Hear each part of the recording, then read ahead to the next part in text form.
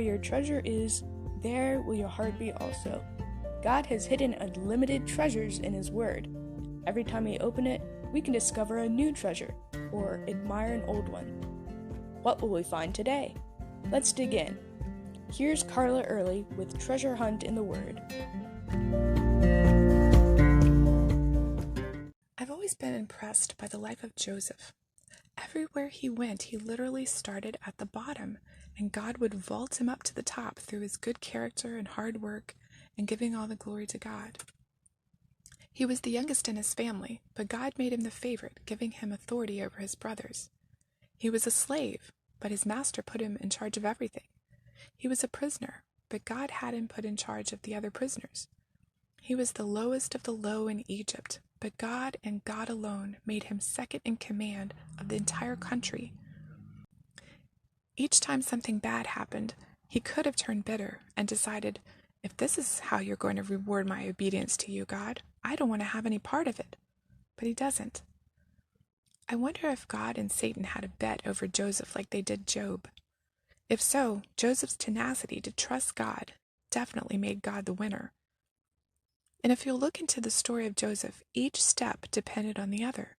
If he hadn't been his father's favorite and had those dreams, his brothers wouldn't have been jealous enough to sell him as a slave in Egypt. If he hadn't been Potiphar's most trusted slave, Potiphar's wife may not have been attracted to him, and he wouldn't have ended up in jail. If he hadn't been put in charge of the prisoners in jail, he wouldn't have heard the dreams of the cupbearer and baker, and the cupbearer wouldn't have known to tell Pharaoh about him when he had a dream that no one could interpret.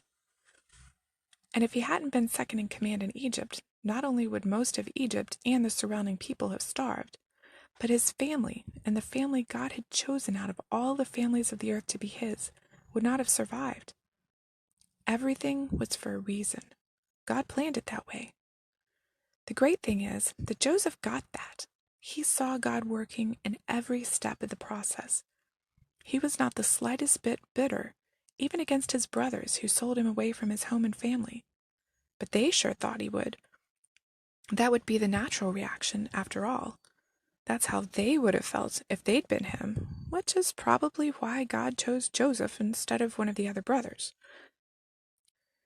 When he first revealed himself, Joseph reassured them that he held no grudges against them. In Genesis 45, he said, "And now don't be distressed or angry with yourselves because you sold me here. For God sent me before you to preserve life. For the famine has been in the land for 2 years, and there's yet 5 years in which there will neither be plowing nor harvest. And God sent me before you to preserve you, a remnant on earth, and to keep alive for you many survivors. So it was not you who sent me here, but God. God has made me father to Pharaoh, and lord over the house and ruler over the land of Egypt." But his brothers didn't believe him fully. After their father died, they thought surely he'd seek revenge on them. They even came up with a little scheme. When Joseph's brothers saw that their father was dead, they said, "It may be that Joseph will hate us and pay us back all the evil we did to him." So they sent a message to Joseph saying, "Your father gave this command before he died. Say to Joseph, please forgive the transgressions your brothers and their sins, because they did evil to you. And now please forgive the transgressions of the servants of the God of your father." Joseph wept when they spoke to him. His brothers also came and fell down before him and said, "Behold, we are your servants." But Joseph said to them, "Do not fear, for am I in place of God? As for you, you meant evil to me, but God meant it for good, to bring about that many people should be kept alive as they are today. So don't fear, I'll provide for you and your little ones." Thus he comforted them and spoke kindly to them. Joseph had forgiven them years ago, and he gives honor to God that he brought them all together and saved them from the famine, even though he had to go through all those trials. What can we learn from Joseph's life? Oh, so many things. But right now, what does God want you personally to learn? Forgiveness, faith, hope, perseverance? He wants me to learn that he's in control, and he has every little detail pre-planned, and he doesn't waste anything. Knowing and trusting this helps me face each situation, even trials, with an expectation and an excitement to see how He'll use it for my good and His glory. If I don't believe this, I'll possibly become jaded and bitter and completely miss out on the blessings God has planned for me.